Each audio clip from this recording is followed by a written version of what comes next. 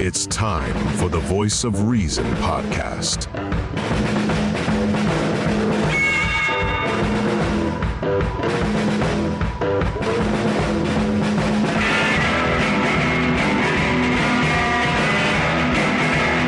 Here are your hosts, Sean Phillips, Andy Van Beber, and Travis Kirkendall. And ladies and gentlemen, thank you all so very much for joining us. This is the Voice of Reason podcast.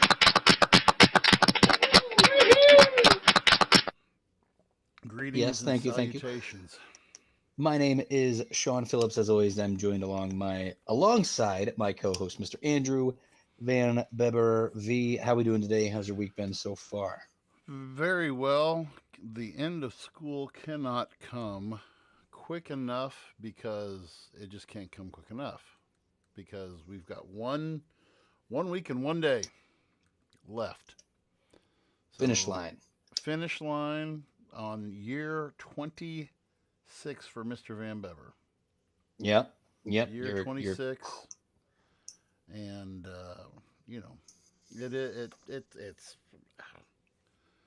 I don't feel any younger, any older, just a whole lot fatter and whatever else. So, but no, it's been a busy week. We had just a deluge of rain yesterday. First of my teaching career, every road that led into our school, where we live out, for those of you who are not familiar, our school district's out in the middle of nowhere, and every state highway leading into our school was flooded in. We technically were trapped out at school for nobody could get to us and nobody could get out unless you drove through about a foot of water rushing over the road. So goodness, that made for interesting talk yesterday. But that other than that, not much. Looking forward to summer vacation. How about yourself? How is the author doing? So far, so good. Sales are great. I am through chapter 2. I am through chapter 2 right now, so nice. It'll take me a while, but yeah, I'm a slow reader. But yes. No, that's all right. You're a teacher at Clapton, so that makes more sense than not. No, I'm excited. We've gotten a bunch of really good reviews in. Good. Now, if you do the search of the book, it's the first thing that pops up on Amazon. Good. So we're getting to the point here where we're going to be putting some of that income that's come into some targeted ads and having her do some more self-promotion on different services and sites as well. So slow but steady wins the race. And then once we have an abundance of reviews, we can take those to publishers and then go from there and kind of continue to build and expand. So we're excited. I did forget to tell you this, and sorry to our fans who reach out and watch us on TikTok. I failed to tell you this at the beginning, but the most interesting post that we had last week, our TikToks are AI generated, and so the most popular ones that AI thought that we would do is everything that we talked about Israeli and Palestine. Mm-hmm. However, those TikToks violated TikTok guidelines, and so those were not allowed to be put up on TikTok, and I protested it and I lost. So that's why we did not post any TikTok. Yep, womp womp, exactly. So that's why we didn't get any TikToks this week. But hey, when you speak your mind and you're not politically in line with everybody else, you violate community standards. So well, and that's exactly what we're going to talk about today is violating the social media standards. So some of you guys might not have seen this. It's kind of been on the more hush of things, but I think it's just a matter of not enough Swifties have seen it yet. Yeah. But for those of you that know, one of my favorite football teams ever is the Kansas City Chiefs. Two-peat. We're going for the three-peat this year.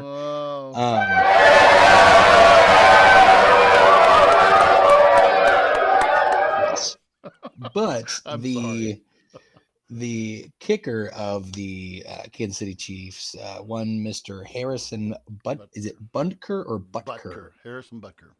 Harrison Butker Mm-hmm. has found himself in the hot seat for his commencement speech at Benedictine Catholic University, where he was speaking to the graduates of the university of 2024.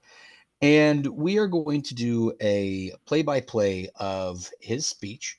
And we're going to dissect it a little bit, because this is one of those open topics where there are people from the right praising him for his speech, and there are a lot more people that are pretty upset about some of the things that he said. And so we just kind of want to deep dive and kind of take a look at everything that's going on with what he has to say. Yeah, so what we're going to do is we're going to break this. So this is about 20 minutes long. We're going to break this into, you'll still see us. We'll be here at the bottom of the screen. You'll see Harrison Butker at the top, and that way you can kind of get our reactions. But it's about 20 minutes long. We're going to break up in about 4 or 5 minute chunks. Break it down as we go from there. And so without further ado, here is Mr. Butker. Ladies and gentlemen of the class of 2024, I would like to start off by congratulating all of you for successfully making it to this achievement today. I'm sure your high school graduation was not what you had imagined, and most likely neither was your first couple years of college. By making it to this moment through all the adversity thrown your way from COVID, I hope you learned the important lessons that suffering in this life is only temporary. As a group, you witnessed firsthand how bad leaders who don't stay in their lane can have a negative impact on society.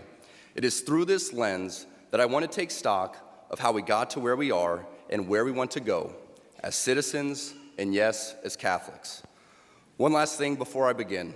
I want to be sure to thank President Minnis and the board for their invitation to speak. When President Minnis first reached out a couple of months ago, I had originally said no. You see, last year I gave the commencement address at my alma mater, Georgia Tech. That was me. Sorry there. Hold on a second, folks. I'm sorry, that was me. Last year I gave the commencement address at my alma mater, Georgia Tech, and I felt that one graduation speech was more than enough, especially for someone who isn't a professional speaker.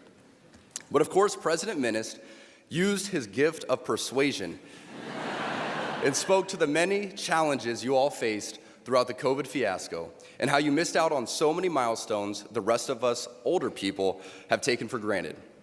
While COVID might have played a large role throughout your formative years, it is not unique.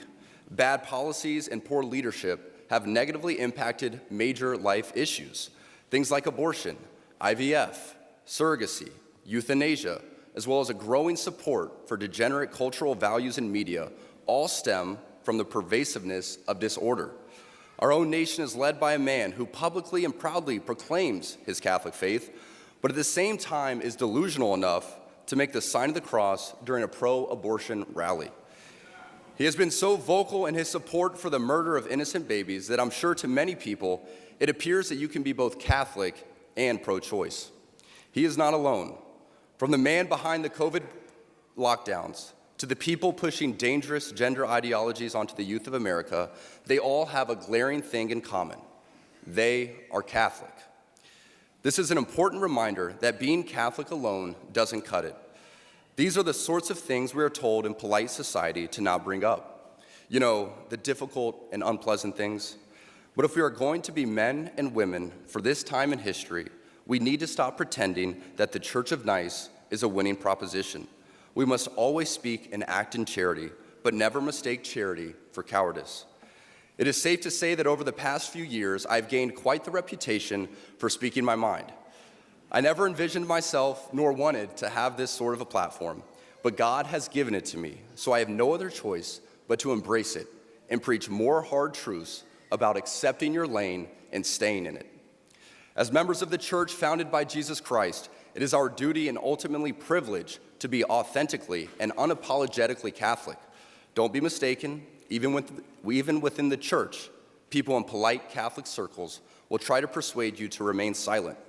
There even was an award-winning film called Silence, made by a fellow Catholic, wherein one of the main characters, a Jesuit priest, abandoned the church and as an apostate, when he died, is seen grasping a crucifix, quiet and unknown to anyone but God. As a friend of Benedictine College, His Excellency Bishop Robert Barron said in his review of the film, "It was exactly what the cultural elite want to see in Christianity: private, hidden away, and harmless." Our Catholic faith has always been countercultural. Our Lord, along with countless followers, were all put to death for their adherence to her teachings. The world around us says that we should keep our beliefs to ourselves whenever they go against the tyranny of diversity, equity, and inclusion. We fear speaking truth because now, unfortunately, truth is in the minority. Congress just passed a bill where stating something as basic as the biblical teaching of who killed Jesus could land you in jail. But make no mistake, before we even attempt to fix any of the issues plaguing society, we must first get our own house in order, and it starts with our leaders. The bishops and priests appointed by God as our spiritual fathers must be rightly ordered. There's not enough time today for me to list all the stories of priests and bishops misleading their flocks, but none of us can blame ignorance anymore and just blindly proclaim that that's what Father said. Because sadly, many priests we are looking to for leadership are the same ones who prioritize their hobbies or even photos with their dogs and matching outfits for the parish directory. It's easy for us laymen and women to think that in order for us to be holy, that we must be active in our parish and try to fix it. Yes, we absolutely should be involved in supporting our parishes, but we cannot be the source for our parish priests to lean on to help with their problems. So there's a first 5-minute chunk from what Mr. Butker had to say. I'll just go with some comments that I had, or some things that I heard, Sean, and you can add in on this. Mm-hmm. He starts out, and I mean, so he's setting the theme. He's setting the theme for this whole thing. Bad leaders who don't stay in their lane, who are driven by bad policy, poor decision making. The thing that first got a lot of people's attention, I think, was the comment of where he lopped in together IVF, euthanasia, and abortion all together in the same sentence. And surrogacy. No, I forgot. I knew there was one I was forgetting. And surrogacy. So, and I was discussing this with my wife today. I said, "Hey, this is what we're going to do with the show tonight," and I told her some of the things that Harrison Butker said. As being people who went through, we did IVF. Before we adopted, we did IVF. And Catholics' biggest hang-up with IVF, I think, is the Catholic Church. Not necessarily Catholics, because I know Catholics who have done IVF, but it's like, you're freezing embryo, or you're freezing life, you're keeping it on a whole blah, blah, blah. My wife said, "Hey, we did it Catholic friendly. We used what we had. We signed off on and said, this is what we want done. This is how it's going to be." And I was if I'm going to be offended by anything that he had to say with this, was lumping me in my situation with euthanasia and abortion, and surrogacy. I mean, I know I could probably say hundreds of surrogate mothers who have done surrogacy for a friend, who have helped out friends in need, carry a fertilized egg, I don't know. What was your, out of the gate, what did you think? Yeah, that was the first big takeaway that I got right off the jump, were his thoughts on surrogacy and IVF. When you are, he'll come, as you listen to more of this speech, he will fly his far right flag, as some might say. But it is so interesting to me that he decides to lump surrogacy and IVF into the same category as euthanasia and abortion. Mm-hmm. And I don't know if it's because his stance is surrogacy is not a quote unquote natural planning. IVF is not natural planning. And we know how Mother Teresa was with the Africans, that if you have sex with a condom, then you're, that's bad in Jesus's eye. Hence why, the AIDS epidemic continued to be a huge issue in Africa. So thanks, Mother Teresa. You were a real piece of shit. But I think, again, I wouldn't go out on a limb. I would say that Harrison Buckner would probably consider himself very pro-life. And I think that when we look at surrogacy, and when we look at things like IVF, those individuals are probably some of the most pro-life people that we're talking about here, that they want to bring life into this world. And if they can't do it naturally, is Harrison Buckner to say that, yes, because you can't do it naturally, then you do not have the right. And if you attempt, then I am going to lump you into the group of people that I would consider immoral because they have an abortion, or I would consider immoral because they commit euthanasia, which is a whole completely different animal altogether. If I'm to, but that's what's troubling is I know people that have used IVF to have children. I know individuals that have gone through surrogacy, and so I don't know. This is just such a weird way to start this commencement speech to college students. And I get Benedictine College, for those that don't know, is a pretty. Where is this? Where are you going to go with? You're speaking to college students, and I just want to read this. So the church's official stand. This is through Principal Church Teachings. They pronounced their main teachings in a piece called Evangelium Vitae in 1995. And Dignitas Personae in 2008, the church says no to IVF due to the massive destruction of embryonic life, the assault on the meaning of the conjugal act, and the treatment of the child as a product, not a gift. So, but they do announce a loud yes to life, endeavoring to take care of the human embryo, the least of our quote-unquote brothers and sisters. So, to me, it sounds like it's a yes and a no from the church. So, that's kind of an interesting point. So, but let's go ahead and dive into the. One other thing I did want to make here before we get into the next five. I did like his statement. He said we need to stop pretending to be the church of nice. He said, and how the church has remained silent. Being private, hidden away, harmless, and that's what social standards. And I do agree with him. And he said, but. He also, and the last thing that we ended up there with was, he said we need to get our own house in order first. I thought when I first heard that, I thought, okay, he's going to address all the priest abuse scandal and everything else like that, but he never didn't. They never do. He never did, which that very much disappointed me. If you're going to say we need to get our house in order first, he kind of just went to the tip of the iceberg and saying that priests and bishops need to stop misleading their flock. So.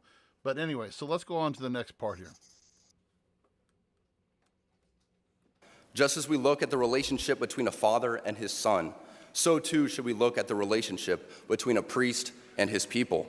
It would not be appropriate for me to always be looking to my son for help when it is my job as his father to lead him.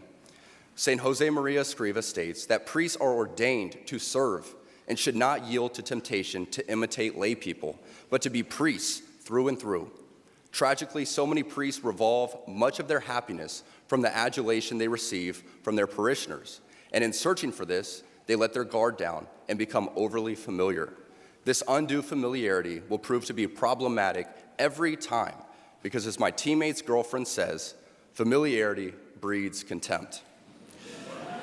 St. Jose Maria continues that some want to see the priest as just another man. That is not so. They want to find in the priest those virtues proper to every Christian, and indeed every honorable man: understanding, justice, a life of work, priestly work in this instance, and good manners. It is not prudent as the laity for us to consume ourselves in becoming amateur theologians so that we can decipher this or that theological teaching, unless, of course, you are a theology major.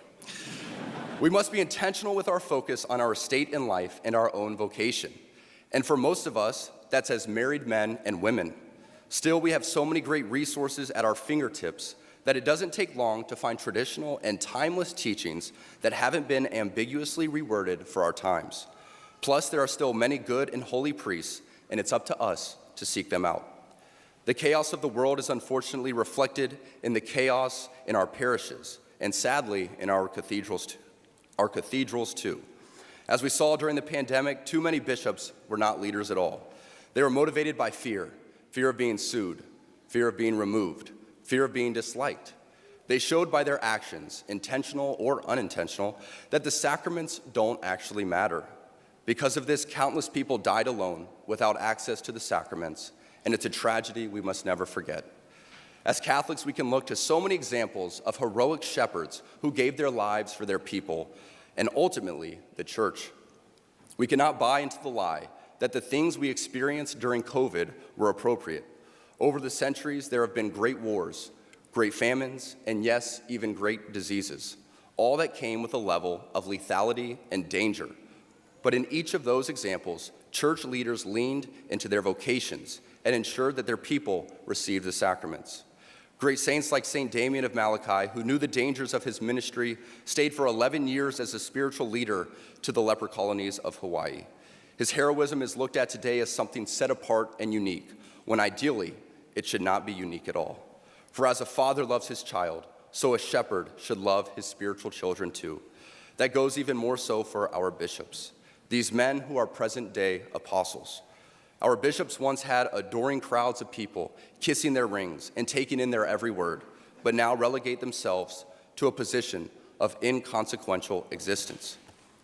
Now, when a bishop of a diocese or the bishops' conference as a whole puts out an important document on this matter or that, nobody even takes a moment to read it, let alone follow it. No.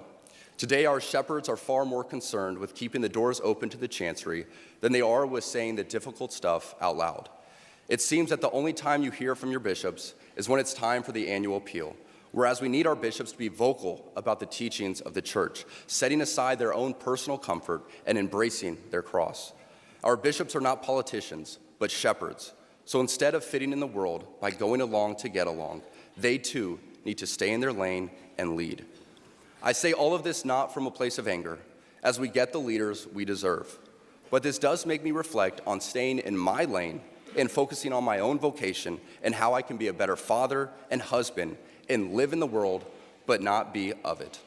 Focusing on my vocation while praying and fasting for these men will do more for the church than me complaining about her leaders.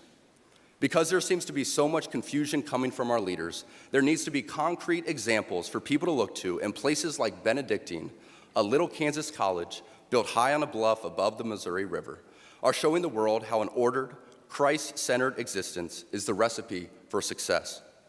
You need to look no further than the examples all around this campus, where over the past 20 years, enrollment has doubled, construction and revitalization are a constant part of life, and people, the students, the faculty and staff, are thriving.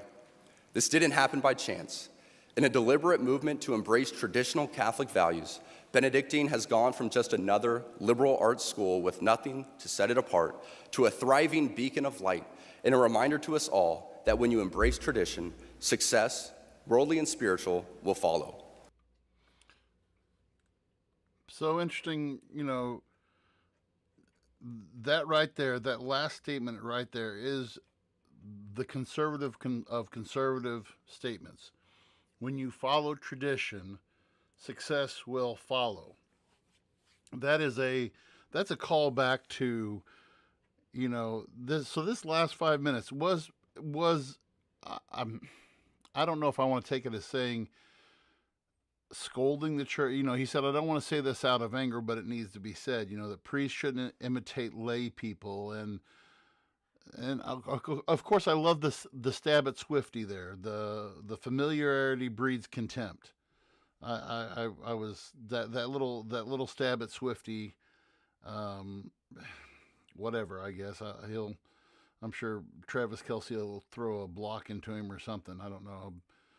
But the whole thing about during the pandemic, how the priest dropped the ball, that one kind of, we're coming up on we're going to be in the 4-year anniversary, actually going on the 5th-year anniversary of COVID. I mean, how else?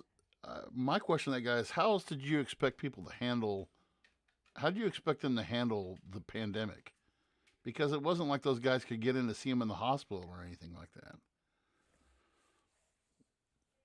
So, and then the other thing Sorry, that I he was said, muted there.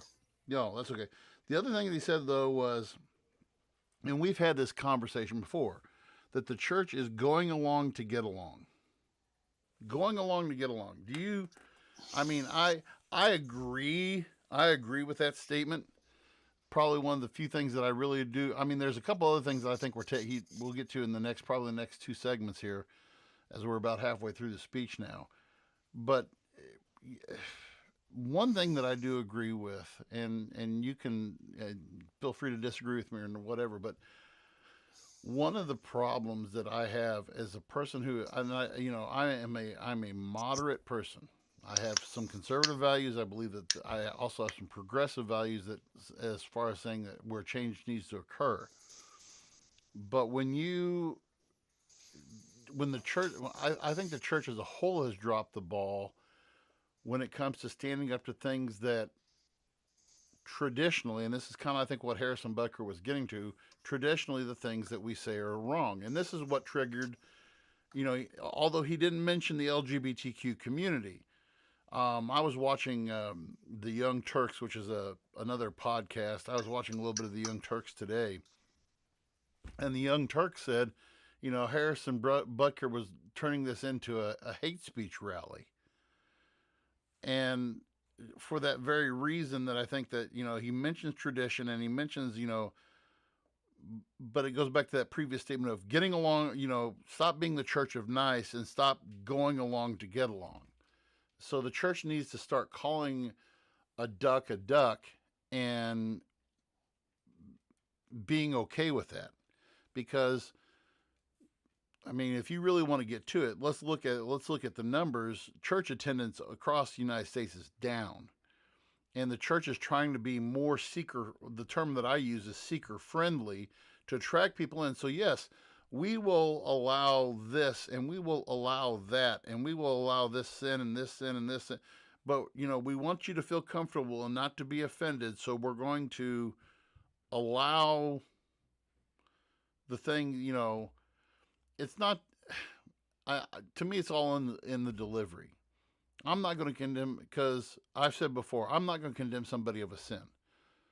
If I do that, I look at myself, I say, okay, I am a person who is gluttonous, who is lazy sometimes, and I bear those sins. Okay? Other people deal with addiction, whether it's to drugs or alcohol or porn or whatever their addiction is to. You don't cast those people out, but at the same time, I go back to the whole thing of love the sinner, hate the sin. So, I mean, this is where it kind of, I think people start, this is the beginning of it being taken out of context. And you may think, I mean, am I out of line by thinking that, or do you think is that a little bit too bold, or what do you think? Well, so that's just where we're at with the context of where his speech is at the moment. And as he kind of gets a little bit farther into it, some of the other kind of things come out. I think he is treading the line very carefully, which again is kind of hypocritical in how he's going about this speech, because he is saying things like like you said, we don't need to be the church of nice, yet he will tiptoe around some of the certain things that he knows would get him in a lot more fire for saying throughout this speech. So he was quick to go on about about the abortion and IVF at the beginning, but now he's not being vocal about saying at the moment, what he wants to say of, we shouldn't be letting men go into women's bathrooms. We shouldn't be allowing this. We shouldn't be allowing this. He's doing his part to tread that line, which again, is ironic considering what he's going on about, that the church has been tiptoeing the line for too long. Well, and that's And then we also get into the part that when he's talking about, priest failed people, yeah, because they died, without alone. having their last rites Right. read. And here's the thing, I know many of people that worked in the healthcare, sector during COVID's peak, and the amount of people that were in there. First and foremost, like, hospitals typically have assigned Chaplain. pastors to Right. them. Right. That's typically kind of how it usually works. Now, people can make special requests for it to be certain individuals, absolutely. But COVID was a little bit of a different beast, where there was a lot of outside people not allowed, and it wasn't Right. like priests weren't. Right. What did you want him to do? Kick the door down and get Right. arrested? And, like, Exactly. what are we talking about here? So it's not like priests weren't willing. Saying that priests weren't willing is again just not the correct answer. It's people just weren't allowed. Our friend of the And it's podcast, not. our friend Mhm. of the podcast, Matt Edelman, who's been on before, who is a chaplain for one of the largest hospitals in Louisville, Kentucky, spoke to that fact. I mean, that they were very limited as to who could come in, what pastors could come in, even if they were Catholic. I mean, they had, I think he said, but some hospitals just didn't have that. So yeah, I agree with you. Yeah, so I mean, there's all, coming out swinging like he did, getting on to our political leadership right away, now getting into church leadership. But again, like you had mentioned, tiptoeing around things like we had talked about, where, us as Catholics need to, um, we need to take a stand against the wrongs that, is happening within our church, and then doesn't mention the sexual molestation cover No, up scandals for that took place over decades and decades and decades in the Catholic Church. So it's, let's address, certain things, but then again, because he knows, like, I don't want to lose all my endorsement deals, I don't want to lose well, and yeah, all this, I don't want, and we'll get exactly. into this, I don't want my wife to have to get a job, which we'll get We'll into get to that in later a on. second. Yeah.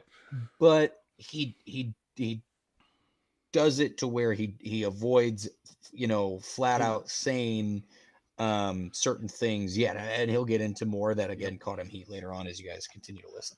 All right, here we go.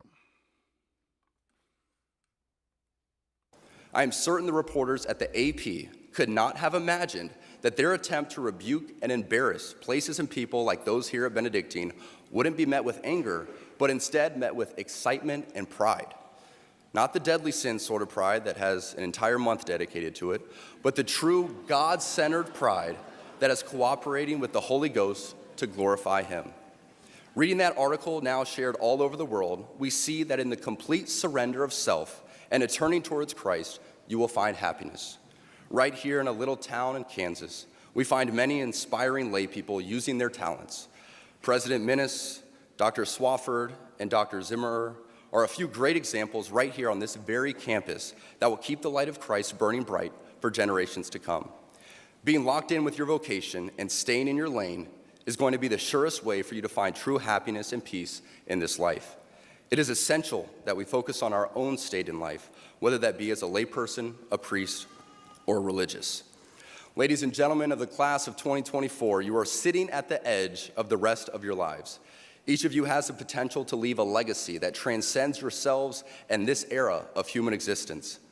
In the small ways, by living out your vocation, you will ensure that God's church continues and the world is enlightened by your example. For the ladies present today, congratulations on an amazing accomplishment. You should be proud of all that you have achieved to this point in your young lives.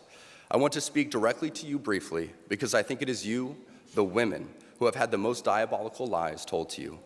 How many of you are sitting here now, about to cross this stage, and are thinking about all the promotions and titles you are going to get in your career? Some of you may go on to lead successful careers in the world, but I would venture to guess that the majority of you are most excited about your marriage and the children you will bring into this world. I can tell you that my beautiful wife, Isabel, would be the first to say that her life truly started when she began living her vocation as a wife and as a mother. I'm on this stage today and able to be the man I am because I have a wife who leans into her vocation. I'm beyond blessed with the many talents God has given me, but it cannot be overstated that all of my success is made possible because a girl I met in band class back in middle school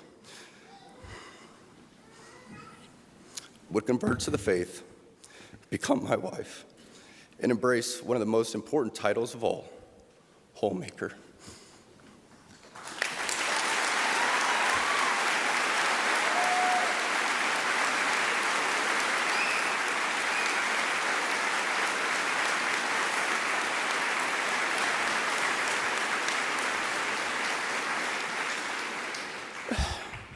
She's the primary educator to our children. She's the one who ensures I never let football or my business become a distraction from that of a husband and father. She is the person that knows me best at my core, and it is through our marriage that, Lord willing, we will both attain salvation. I say all of this to you because I have seen it firsthand, how much happier someone can be when they disregard the outside noise and move closer and closer to God's will in their life. Isabel's dream of having a career might not have come true, but if you asked her today if she has any regrets on her decision, she would laugh out loud without hesitation and say, heck no. As a man who gets a lot of praise and has been given a platform to speak to audiences like this one today, I pray that I always use my voice for God and not for myself. Everything I am saying to you is not from a place of wisdom, but rather a place of experience. I am hopeful that these words will be seen as those from a man not much older than you, who feels it is imperative that this class, this generation, and this time in our society must stop pretending that the things we see around us are normal. Heterodox ideas abound even within Catholic circles, for let's be honest, there is nothing good about playing God with having children, whether that be your ideal number or the perfect time to conceive. No matter how you spin it, there is nothing natural about Catholic birth control. It is only in the past few years that I have grown encouraged to speak more boldly and directly, because as I mentioned earlier, I have leaned into my vocation as a husband and father, and as a man. To the gentlemen here today, part of what plagues our society is this lie that has been told to you that men are not necessary in the home or in our communities. Okay, we'll stop it right there because I want to, before we get into the men part, I want to address the woman part, and that's right at 15 minutes. So we have about 5 minutes left. The stab right at the beginning, I don't know if anybody picked it up or not, but he did make another stab at, having godly pride, not like the pride that has a whole month dedicated to it. Again, so this is where LGBTQ community got bent out of shape over that. But so he goes into this, and again, I'll just read my notes, and then Sean, you go from there. He talks about leaving a legacy, live out your legacy, okay? So he goes to women first that, been told diabolical lies. You can be successful he said, you can be successful in your career. This is where I think some of this was, and I'll just preface this whole thing by saying this is where I think some of his stuff was taken out of context. And again, if we disagree on this, it's fine. We don't get butthurt over it. But to me, what he was saying here was when he kept on saying leaning into your vocation and I don't think in this sense he was talking about a job vocation, but as your vocation, as your calling in life. The way I look at my life, I want to look at my life is that I'm a Christ follower first. I'm a Christian first. And then I am a husband, and then I am a father, and then I am a teacher, and then, on down, and then I'm a coach, but to me, that is what's at the top. Those top 3 things: being a Christian, being a father, being a husband. Okay, and then being a teacher. And so when I think he was talking about, he said, to you women, look forward, you're not only I hope you, and he never said, hey, you shouldn't have a successful career. He did say, many of you will go on to lead successful careers and, but you shouldn't just be looking at the promotion and dollar signs. You should also look forward to your vocation as, as a wife and a mother. Okay? When he says a wife who, he says a wife who leans into her vocation, that's, and then he makes reference to his wife. Okay? Now, granted, I don't even know what the base salary is for an NFL, even a kicker, what, $500,000, $1 million, probably, something like that. So, I mean, they're not hurting, but he said his wife was the, title of the homemaker. And I think within liberal radical circles, the word homemaker is almost a curse word. It's a swear word. But I don't like, the thing that I disagree with on this is that that's the role only of the wife. Okay? When I look at my role as a husband, it's not the wife's job solely, and this is, again, my opinion. I don't think it's the wife's job solely to be the quote unquote homemaker. Okay? It's not like my wife has my fresh brewed coffee waiting for me as soon as I walk in the door, and hands me my house slippers and my pipe so I can go, be Ward Cleaver, from Leave It to Beaver on the couch, But, that, she says she's the primary educator. She supports him. And I thought an interesting quote that he said was, happiness is ignoring the outside noise and following the will of God, which is a baseline statement, whether you're Catholic, whether you're Protestant, whatever you are. That's a baseline statement for any Christian, is that you need to ignore the outside noise and follow God's will. And, and then he goes on to say how the generation needs to call out things that are wrong. So the comment I think that he made, and again, I'll let you have your spiel out of here, but I think that it was taken out of context, and that it was, I don't know. What's your thoughts there? See, based off of what he has said previously and from start to this point of the speech, I don't think it was taken out of context. I'm with you when you say vocation, it wasn't when I wake up, coffee. When I leave the house, the dishes are done. I come home. There's I'm with you where I don't think it was that. Now, to his credit, he says he is not a professional speaker. However, what gets me is you are at a college commencement. Okay, you are at a graduation ceremony of individuals. Let's just say 50% of these individuals are women who are graduating with a degree. And when you go, and ladies, I'd like to speak to you. You have been lied to about the excitement that you should be having for your promotions, because I see in your head, you're excited about the promotions, you're excited about the jobs, but just know the most important position for you is the homemaker of the house. And that is, while if we take it, if he's saying homemaker because of the importance of the role of a woman in a household, absolutely. However, hindsight's 2020. Time and place. Know it is okay. Know the room. Know your audience. You are speaking to women who just spent the last 4 years of their lives, maybe even more, working their ass off trying to get a job to better their life. There could have been a woman in that crowd that was already a mother that had been busting her ass to get a better job, to do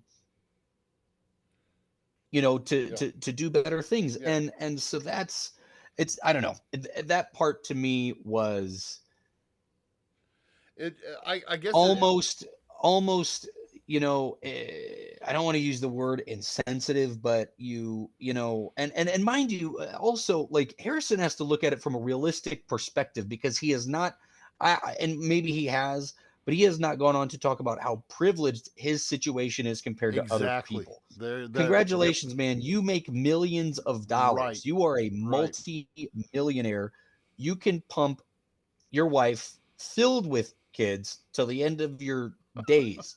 Congratulations, homie. What are you gonna do when the eggs run out? Are you gonna go find one that can actually do the job naturally for you? Right. Like, Right. my thing is, you know, There is, let's not act like back in, in World War II, when men were off to fight, women were working, women became more independent. Anytime, there's a situation, women have stepped up to the plate and they've done what's best for them. And so I don't know, it's just, there, when he throws in the emotion of this girl that he fell in love with in right. junior high and she found the faith, like, I get, you're trying to make this sentimental speech, but in the same token, No, you're these women don't care about that. right. They just got their degree. And they're Like, you're ready a to move. pro football player who has done amazing things for your career. You've won several Super Bowls. You have endorsement deals. You're paid millions of dollars. You're talking to people who might, for the first part of their life, have to pick between, if I have a child, if I throw away the Catholic birth control that you talk about, am I going to be able to afford to feed this family, Right. Harrison? And that's where, again, it's, for him, it's really easy because he can cosplay the housewife lifestyle and put his Right. wife in a And dress and a corset and do that whole thing. you pointed that out. A thing that you and I kind of tossed around in our group chat today was a stat chart that had just come out. I don't know if it was yesterday or today. Basically, that the average income that a family needs to live, quote unquote, comfortably in the United States averages around $250K a year. And so to make that statement, I agree with you on that part. You're talking to a room of people who are like, yeah, but I'm not. I get that point. I get that point. The way I totally respect what you're saying there, and I still think that it's like, okay, be excited about. I think to me it was saying be excited about being a professional, but don't neglect your and this is where it can be not viewed. Oh, your role is being a woman, and your role is being a mother, and there's some people who are mothers I don't think should be mothers right now. Okay? There's like, if there was ever a time for the government to get involved on who shouldn't have kids, it's now.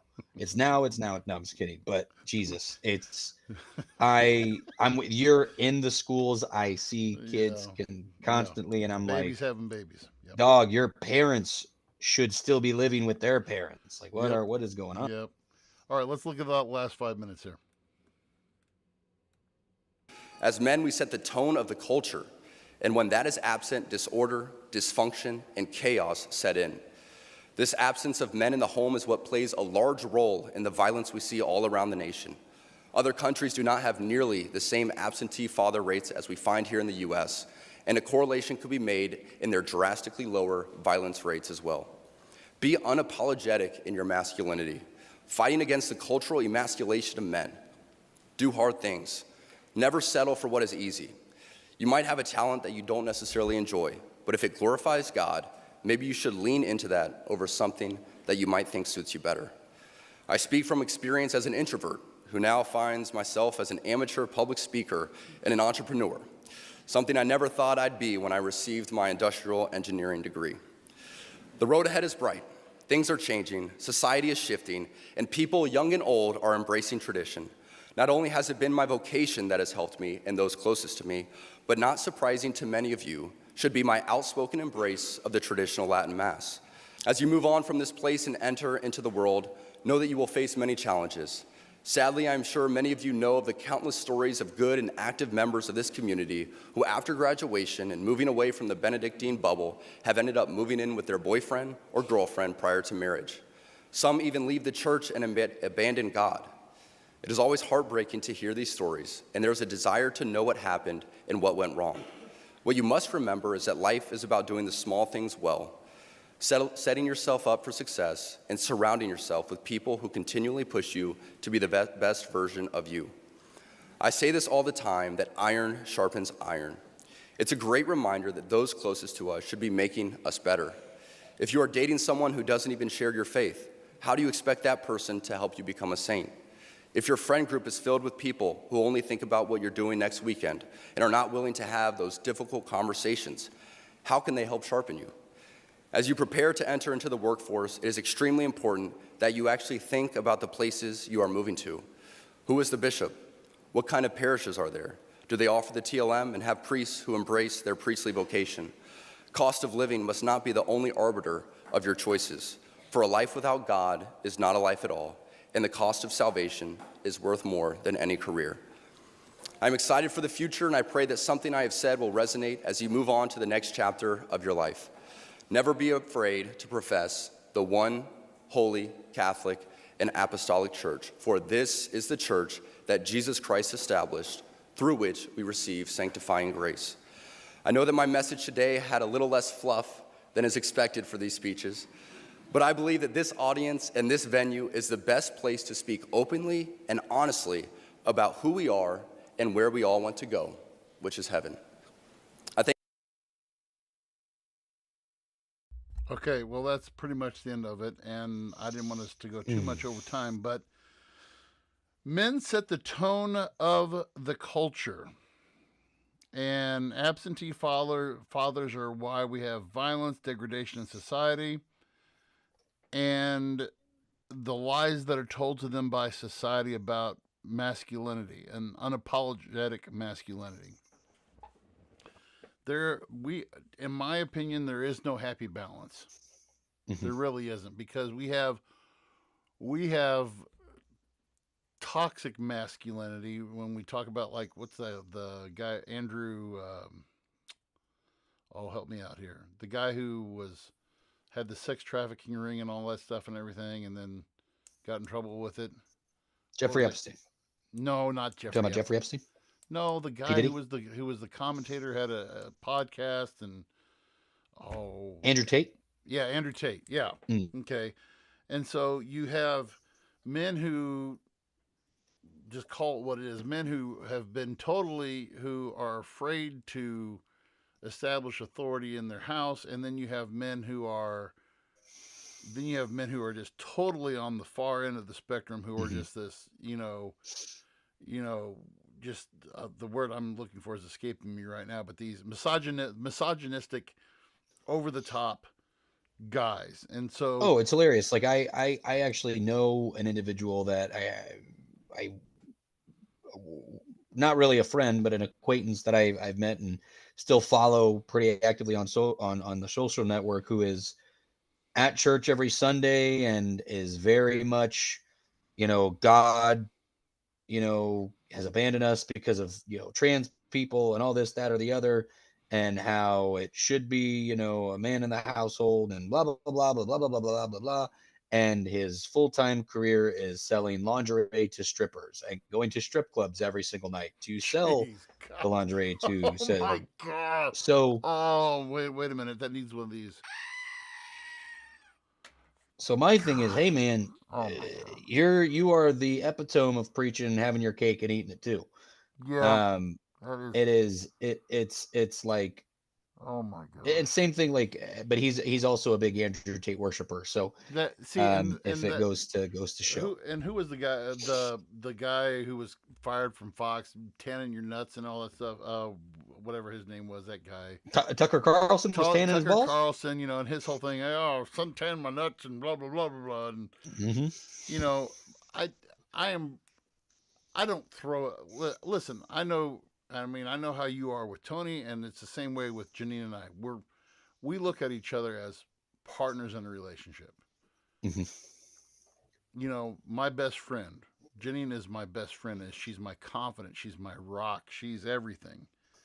Okay, but I'm not gonna go around and say, "Hey, why is my house dirty?" Or why is the laundry isn't done?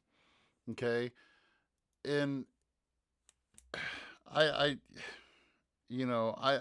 don't really buy into a lot of the stuff, and he's critical about people who, the other thing, and I wanted to mention, and then I'll toss it over to you before we get done tonight, talking about leaving the church, and, I do agree with the whole thing about accountability. Iron sharpens iron. Be with people who are going to make you a better person. My dad always said it's hard to fly like an eagle when you're hanging around with a bunch of turkeys. Okay. And I agree with that. If you don't want to be a piece of crap, then don't hang around with a piece of crap. But at the same time, I'm going to say this. The people who I hang with, who I have in my house, the people who come over are the people.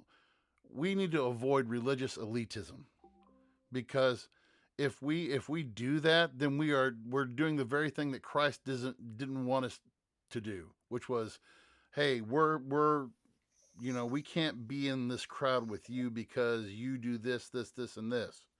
Okay. I want to go out to where the quote unquote social lepers are at. I want to go out to where because if you aren't a reflection of God to those people, how are we going to expect them to come in? So right. I agree with accountability and having I have an accountability. One of my best friends who we've had on the show, Phil Ward, who was on earlier this season. He's my accountability partner. He's the guy who I go to say, hey, keep me in line. But at the same time, man, we need to be open to everybody. So your final thoughts, Sean? No, again, some of the stuff that he finished there, I get. I'm with you. Iron sharpens iron. You do want to have those people around you. One of the more interesting things, again, this is just because he doesn't get it, because he's been rich for the last handful of years, and probably from the looks of him, had his ass wiped by his parents growing up and went to a good school. Yeah, and probably. We cannot say life has been hard ever for old Mr. Harrison. No. Except when he, teeters on. I just hope that he has these conversations with Patrick about Jackson. I hope that he's there and talking to him, and your brother's kind of a little scandalous devil there, isn't he, old Patrick? Yeah, a little bit. He gets out there. But that's great. That's a good invitation. I like that. That's good. What gets me is don't dictate where you live based off cost of living alone. Like, again, I get the sentiment, but the so far out of the real world kind of sideways comment. And again, but saying it to kids at Benedictine might also, not matter, because I'm sure that not many, there's a good chance that if you're at that school in particularly, you're struggling financially, might not be something that you're dealing with. Well, I don't want to lump everyone into that. Right. That group. But I'm 45 minutes from my church. I put in and I'm not saying this to be braggadocious. I put in 180 miles every Sunday. 45 miles up, 45 miles back. And then for youth, 45 miles up, 45 miles back. I do that because that's where my congregation is. Should I be involved in my community? Maybe. I am involved. I do volunteer stuff with different stuff in our community, but at the same time, you bloom where you're planted and you go where you need to go. So. Yep. If I could afford to fly back every weekend to our church in California, I would. I know you like that. One of the best experiences. Yeah.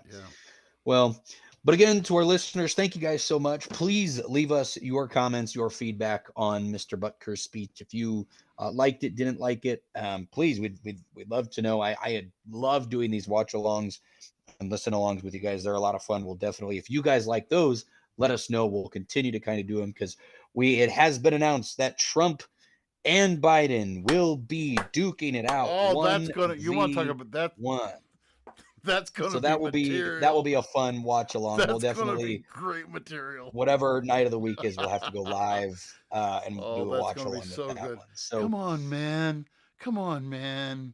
I just got. Where you have my pudding? I don't have pudding. Pudding's great. It's probably one of the best desserts, but I'm more a Jell-O guy. Anywho. Oh man, great talking to you. To our fans, thank you so much. You know what to do. Like, subscribe, be a friend, tell a friend, and we will talk to you all next week. See you. Thank you for listening to the Voice of Reason podcast. Be sure to check out our other content on Facebook, YouTube, and TikTok.